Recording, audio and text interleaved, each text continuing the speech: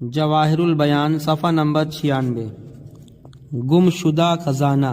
امام اعظم ابو حنیفہ کے زمانے میں ایک شخص اپنا کچھ مال زمین میں دفن کر کے بھول گیا اور امام اعظم ابو حنیفہ کی بارگاہ میں حاضر ہوا اور عرض کیا، حضور، ہم نے مال کہیں خزانہ اپنا دفن کر کے بھول گیا، لہذا کوئی ترکیب بتائیں۔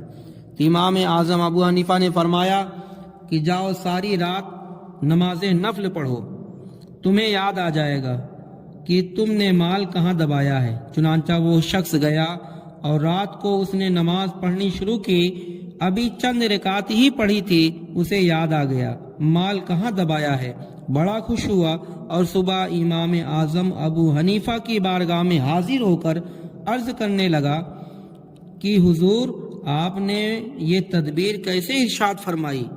فرمایا، مجھے معلوم تھا کہ شیطان تجھے رات بھر نماز نہیں پڑھنے دے گا اور تجھے تیرا مال یاد دلا دے گا تاکہ تو نماز چھوڑ دے۔